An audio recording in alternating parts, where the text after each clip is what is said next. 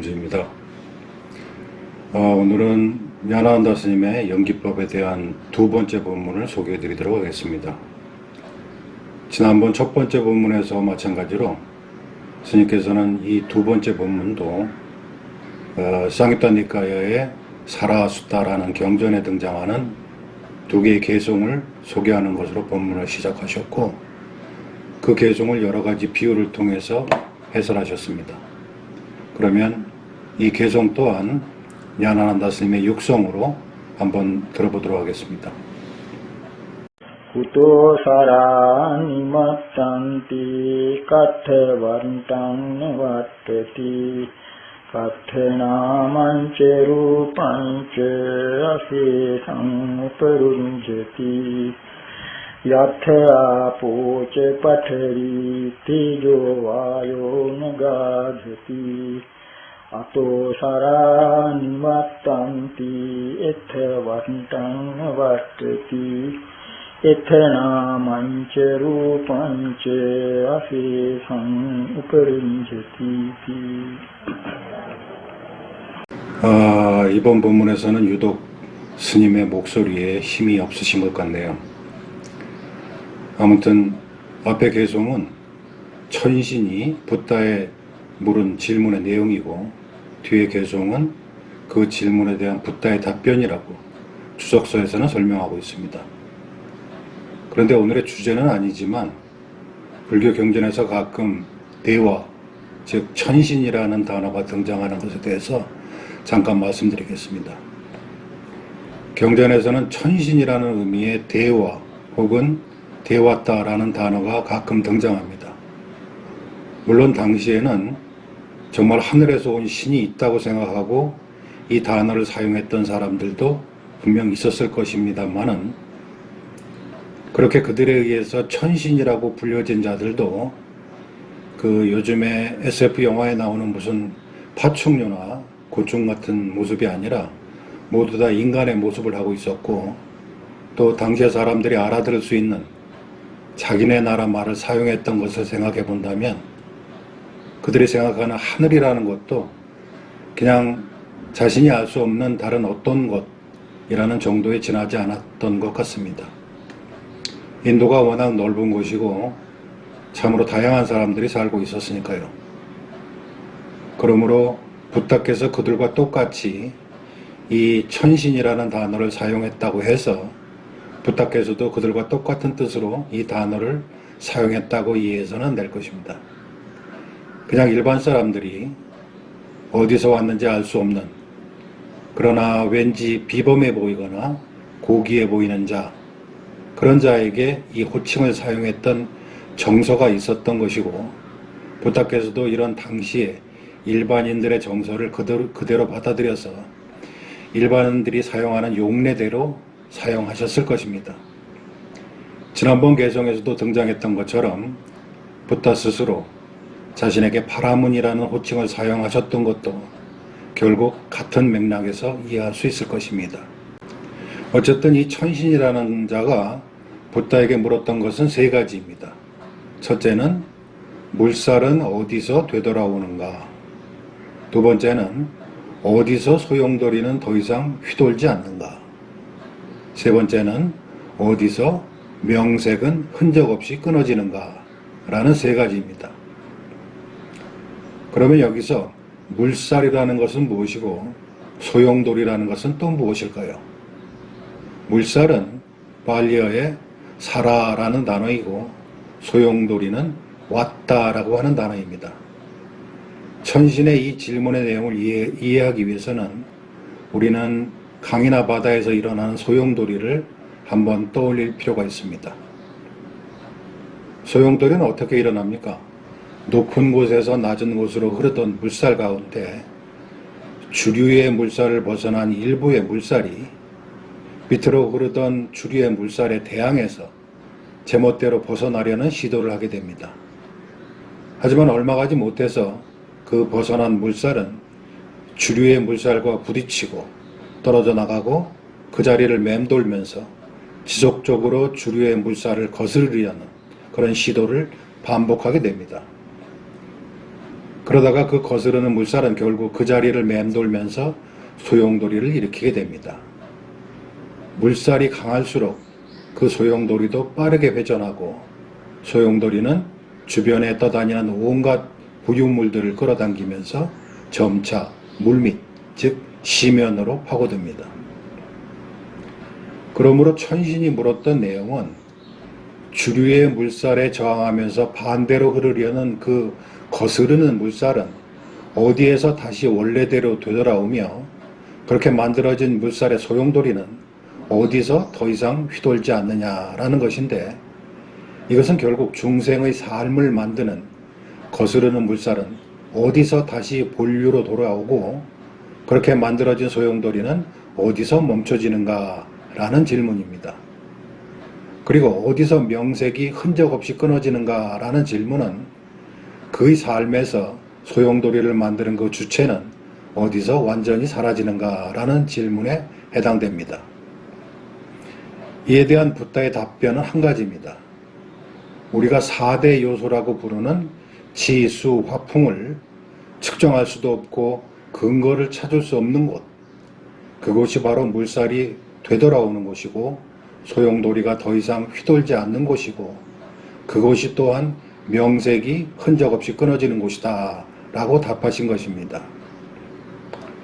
붓다의 답변의 의미는 조금 심도 있는 설명이 필요하므로 일단 뒤로 미뤄두고 우선 야나난다 스님은 이러한 소용돌이가 일어나는 것을 어떻게 설명하고 있는지부터 살펴보도록 하겠습니다. 스님은 주류의 물살에 대항하면서 거스르려는 물살이 소용돌이를 일으키는 것은 전도된 견해에 대한 집착으로 반복된 잘못을 저지르는 개개의 중생의 모습이라고 설명하고 있습니다. 거스르는 물살은 중생의 4가지 잘못된 견해에 대한 집착 때문에 발생한 것인데, 그 4가지는 무상한 것을 항상하다고 믿는 것, 역겨운 것을 아름답다고 믿는 것, 고통스러운 것을 행복한 것으로 믿는 것, 나라고 할 것이 없는데도 나라는 것이 있다고 믿는 것, 이 4가지입니다. 이렇게 뒤집힌 4가지 생각을 강하게 움켜쥐고 있는 중생들은 높은 곳에서 낮은 곳으로 흐르는 주류의 물살에 저항하면서 주류의 물살에 대항하며 거슬러 올라가려는 그런 반복적인 불가능한 시도를 하게 되고, 그런 반복된 잘못된 시도로 인해 소용돌이를 만들고 스스로를 시면으로 끌고 가는 저 거스르는 물살처럼 중생 또한 4가지 뒤집힌 생각에 집착함으로써 재행무상, 재본무와 일체계고라는 주류의 이치를 어기면서 괴로운 삶 속으로 스스로를 끌고 들어간다는 것입니다. 그렇게 우리 중생들 각자는 각기 이런 식으로 자신만의 소용돌이를 만들고 그 속에서 헤매고 있다는 것입니다. 무언가가 조건에 의지해서 일어난다는 것은 조건의 변화에 따라 그것이 변하기도 하고 또 사라지기도 한다는 것입니다. 젊은 시절과 늙은 시절을 잘 생각해 봅시다. 젊은 시절에는 젊은 몸과 마음을 구성하는 조건들이 있었고, 늙은 시절에는 또 늙은 몸과 마음을 구성하는 조건들이 있는 것입니다. 젊은 내가 있고 그 젊었던 내가 늙어간 것이 아니라 젊은 시절에 자신을 구성하던 조건들이 있었고 그 조건들이 바뀌면서 늙은 시절에 자신이 있게 되는 것입니다. 단지 태어날 때부터 나라고 하는 것이 있었다고 믿는 우리의 기억이 젊은 시절의 자신의 기억을 늙은 시절의 현재의 자신과 비교함으로써 그렇게 젊고 팔팔했던 내가 이제는 늙었구나 라는 생각을 하게 되는 것입니다. 그렇게 항상 존재하는 나를 상정하고 집착하기 때문에 그렇게 집착된 나로 인해서 우리는 한사코 늙고 싶지 않아 하게 되고 한사코 죽고 싶지 않아 하면서 계속해서 삼법인의 이치에 대항하고 거스르는 그런 시행착오를 반복하면서 결국은 괴로움이라고 불리는 시면으로 자기 자신을 끌고 들어간다는 것입니다. 여기까지가 이른바 천신이라고 하는 자가 물었던 물살은 어디서 되돌아오고 소용돌이는 어디서 멈추는가에 대한 그 질문에 대한 야난다 스님의 해석이었습니다. 마지막 천신의 세 번째 질문인 어디서 명색은 남김없이 끊어지는가, 흔적 없이 끊어지는가 하는 질문은 이제부터 붓다의 답변을 통해서 설명드리도록 하겠습니다. 그러면 붓다의 답변을 보도록 하겠습니다. 붓다께서는 이렇게 말씀하셨습니다. 치수 화풍이 더 이상 가름할 수도 없고 근거도 찾을 수 없는 곳, 바로 그것이 물살이 되돌아오는 곳이고 소용돌이가 멈추는 곳이고 명색이 흔적 없이 끊어지는 곳이다. 그러면 근본 4대 요소로 알려진 땅, 물, 불, 바람이 근거를 찾지 못한다는 것은 무슨 뜻일까요? 이 대목을 이해하기 위해서는 명색이라는 단어를 이해해야만 합니다. 지수, 화풍이 근거를 찾지 못한다는 문장과 명색이 흔적 없이 끊어진다는 문장은 결국 같은 말이기 때문입니다. 명색은 명, 나마, 즉 이름 지음과 색, 루파, 그 이름 지음에 의해서 파악된 대상의 정보를 말합니다. 이 명색이라는 것을 사리푸타 존자는 마츠마니까야의 삼마디띠라는 경전에서 구체적으로 이렇게 정의했습니다. 느낌, 웨다나, 인식, 산냐, 의도, 세타나, 접촉, 파소, 주의 집중, 마나시카로, 이 5가지에 의해서 대상을 파악하는 기능, 그것이 명이라는 개념입니다. 그리고 이런 명에 의해서 파악된 지수, 화풍의 4대와 그 4대에 의지한 형식에 대한 대상의 정보, 그것이 색이라는 것입니다. 그리고 명이라는 개념은 그 대상인 색이 없이는 일어나지 않습니다. 색은 명에 의해 드러나는 정보이고 명은 색을 통해 일어나는 기능일 뿐입니다. 그래서 냐나난다 스님은 명을 formal name, 즉 색적인 명이라고 번역하고 색은 nominal form, 즉 명적인 색이라고 번역했습니다.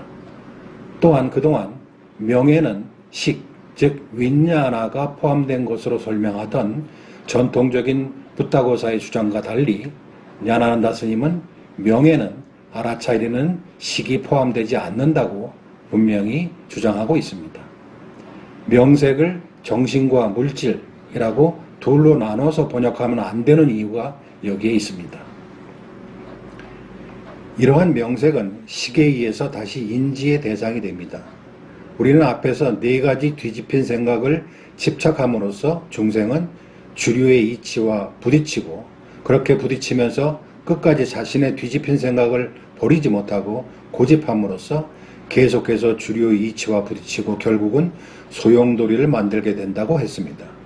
그렇게 뒤집힌 생각이 자신에게서 집착되어지면서 소용돌이를 일으키는 과정은 식과 명색 사이에서 일어나는 과정입니다. 불교에서 말하는 식은 무언가를 인지하는 과정입니다. 그리고 명색은 그 식에 의해서 인지되어지는 대상입니다. 이것을 냐나난다 스님은 영화관을 비유로 해서 이렇게 설명하고 있습니다. 자, 여기 영화관이 있습니다. 영화관은 영화가 시작되기 전에는 조명을 밝히지만 영화가 시작되기 전에 모든 조명이 꺼집니다. 그렇게 영화관이 완벽하게 어두워진 다음에야 비로소 영사기를 통해 스크린에 영상이 비춰집니다.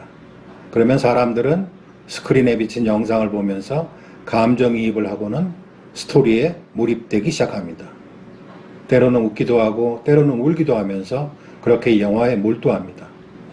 여기서 식은 스크린에 해당되고 명색은 스크린에 비친 영상에 해당된다고 냐나난다 스님은 비유하고 있습니다. 무명은 영화관의 어둠이고 행들은 상영되는 영화의 감정이입을 준비하고 있는 관객들의 마음입니다. 그렇게 무명이 있으므로 행들이 있고 행들이 있으므로 식이 있고 식이 있으므로 명색이 있는 것입니다. 영화관에 만약 어둠이 없다면 그 다음 것이 진행되지 않습니다. 만약 영화관에 어둠이 없다면, 즉 대낮처럼 밝다면 영화의 감정이입을 하려는 이러고 마음속으로 준비하는 것들도 있을 수 없고 스크린의 영상이 뚜렷하게 보이지도 않고 영화에 감정이입도 할 수가 없습니다. 만약 영화가 상영되는 중간에 어떤 매너 없는 사람이 영화관의 문을 활짝 열고 들어오는 경우를 한번 상상해 봅시다. 만약 그렇게 누군가 영화관의 문을 활짝 열고 들어온다면 스크린에 비치던 영상은 외부에서 들어온 밝은 빛으로 인해 순식간에 모습을 잃어버립니다. 무명이 없으므로 행들이 없고, 행들이 없으므로 식이 없고, 식이 없으므로 명색이, 이렇게 순식간에 한꺼번에 다 없어지는 것입니다. 그러면 영화에 몰입했던 관객들은 아우성을 칩니다. 자신이 몰두해 있던 것이 사라지고 끊어졌기 때문입니다. 자, 이것입니다. 중생들이 네 가지 거짓된 생각을 집착하는 것은 마치 자신만의 어두운 영화관에서 자기 눈에 비친 영상과 자기 귀에 들린 소리와 자기 마음에 떠오른 생각을 스스로 계속해서 실제처럼 여기고 그것에 감정이입을 하면서 웃기도 하고 울기도 하는 것과 같다는 것입니다. 우리는 영화관의 어둠을 무명에 비유했고 영화에 몰입하려고 마음속으로 준비하는 것을 행에 비유했고 스크린을 식에 비유했고 스크린에 비친 영상을 명색에 비유했습니다. 그러다가 지혜라고 알려진 외부의 밝은 빛에 의해서 무명이 사라지면 바로 그것에서 명색은 더 이상 근거를 찾지 못하는 것입니다. 자신이 이제까지 실제처럼 여기고 있던 장면들이 단지 스크린에 비친 2차원의 영상이었음을 아는 순간 그곳이 바로 영화 속에서의 명색이 끊어지는 것이고 그곳이 바로 소용돌이가 더 이상 휘돌지 않는 것이고 물살이 원래대로 돌아가는 것입니다. 자, 이것은 비유를 이야기한 것입니다. 그러면 영화를 다 보고 영화관에서 나온 우리는 어떻습니까? 영화는 실제가 아니었고 지금 영화관에서 나와서 광복동 길을 걷고 있는 자신의 눈에 비친 것들은 다 실제입니까? 냐나난다 스님은 이렇게 말합니다. 우리는 지금도 여전히 자신만의 영화관에서 영화를 보고 있다라고 말입니다. 우리가 현실 세계라고 여기는 이곳에서 만약 우리가 어떤 식으로든 괴로움을 느낀다면 혹은 불만족을 느낀다면 그것은 우리가 어둠 속에서 스크린상에 비친 영상을 실제처럼 여기는 현실이라는 또 다른 영화관에 아직도 여전히 앉아있다는 뜻입니다. 그러면 여전히 우리가 자신만의 소용돌이를 만들고 여전히 자신만의 영화관에 머물러 있다면 우리는 어디서 물살이 되돌아가고 어디서 소용돌이가 더 이상 휘돌지 않고 어디서 지수화풍 4대가 근거를 찾지 못하고 명색이 끊어지는 걸까요? 이것은 제가 냐나난다 스님만큼 존경하는 범어사의 소천 스님의 가르침을 통해서 여러분들도 아마 통찰할 수 있을 것입니다. 소천 스님께서는 금강경의 범소유상 계시엄망 약견재상 비상 직견열애라는 그 유명한 사구계를 풀이하시면서 이렇게 말씀하셨습니다. 비유하자면 하늘을 보려고 하는 사람이 있어 관찰력이 구름을 떠나지 못하여 구름에만 집착하면 구름 밖에 다시 하늘이 있는 줄을 알지 못하고 구름을 하늘이라고 여길 것이다. 왜 그런가? 이는 구름을 실제로 삼아 이에 주착함이요. 이것이 허망무실한 즉 구름이 말이 구름이지 사실은 구름이라고 할 게 없는 줄을 모르는 까닭이다. 만약 구름이 허망무실하여 구름이 구름 아닌 줄만 간파하면 하늘에 아무리 구름이 많다 할지라도 아무리 구름만 보일지라도 하늘이 있는 줄을 알려고 해서 알아지는 것이 아니다. 즉 하늘을 보려는 자가 만약 구름이 없어야 하늘을 본다고 생각하면 그는 하늘이라는 또 다른 구름을 볼 수밖에 없습니다. 하늘을 보려고 하기 때문입니다. 하늘은 보려고 한다 해서 보여지는 것이 아니라 구름이 아님을 그것으로부터 비로소 하늘이 열려지는 것입니다. 이와 마찬가지로 명색이 아님을 그로부터 명색이 소멸하는 것이지 명색은 없애려고 한다고 해서 없어지는 것이 아닙니다. 여기에 바로 중요한 핵심이 깔려 있습니다. 여기 거대한 강물이 있다고 칩시다. 그리고 그 가운데 우리들 각자의 소용돌이가 일어나고 있다고 칩시다. 그런데 어떻게 해서 그 많던 소용돌이가 사라졌다고 또 상상해 봅시다. 소용돌이가 사라졌으니까 강물이 늘어났을까요? 아닙니다. 전혀 늘어나지 않았습니다. 원래부터 소용돌이가 강물이었기 때문입니다. 거스르는 물살이 원래대로 되돌아오고 휘돌던 소용돌이가 멈추었다고 해서 거기 강물이 줄어든 것도 없고 강물이 늘어난 것도 없습니다. 이와 마찬가지로 중생들에게 번뇌는 원래부터 있었던 것이 아니고 괴로움도 원래부터 있었던 것이 아니기 때문에 중생에게 번뇌가 사라지고 괴로움이 사라졌다고 해도 달라질 것은 아무것도 없습니다. 단지 나라고 하는 잘못된 집착이 사라짐으로써 더 이상 괴롭지 않게 되는 것뿐입니다. 마치 소용돌이가 잠잠해지면 주류의 물살로 돌아와 함께 평화롭게 미련도 애착도 없이 그저 아래로 흘러가는 것과 같습니다. 거기에는 소용돌이였던 어떠한 흔적도 남아있지 않습니다. 자, 생각해 보십시오. 연기법을 잘 이해하고 삼법인을 잘 이해한 깨달은 자에게 늙고 죽음이라는 현상이 없어졌을까요? 아닙니다. 늙고 죽음이라는 현상은 태어남이라는 현상을 조건으로 해서 일어난 것이기 때문에 없어지지 않습니다. 단지 그것이 나의 늙음과 나의 죽음이 아닌 줄 알기 때문에 늙고 죽음에 대한 의심이 없고 늙고 죽음에 대한 의심이 없으니 늙고 죽음이라는 현상에 대한 괴로움이 없을 뿐입니다. 삼법인의 이치에 따라 그저 아래로 평화롭게 흘러갈 뿐입니다. 붓다의 가르침의 근본 목적은 늘 이와 같이 나의 괴로움으로부터 벗어나는 데 있습니다. 내가 있다고 집착함으로써 받을 수밖에 없는 괴로움으로부터 벗어남. 붓다께서 스스로 이루신 것도 바로 이 나의 괴로움으로부터 벗어남이었고 붓다로부터 가르쳐진 모든 가르침이 수렴되는 것도 바로 이 나의 가르침 괴로움으로부터 벗어남 이것입니다. 이것이 불교의 알파요 오메가입니다. 만약 누군가 이것 외에 다른 어떤 것을 붓다로부터 얻어내려고 하더라도 붓다로부터 절대로 그것을 얻어낼 수 없습니다. 나의 괴로움의 소멸이라는 이 목표가 아무리 성에 차지 않는다고 해도 말입니다. 우리가 연기법을 공부하는 목적도 마찬가지입니다. 나의 괴로움으로부터 벗어남. 그것 외에 다른 것이 아닙니다. 이것으로 냐나한다 스님의 연기법에 대한 두 번째 법문의 소개를 마치겠습니다. 다음에 세 번째 법문이 준비되는 대로 다시 여러분께 소개해 드리도록 하겠습니다. 고맙습니다. 참고하십시오.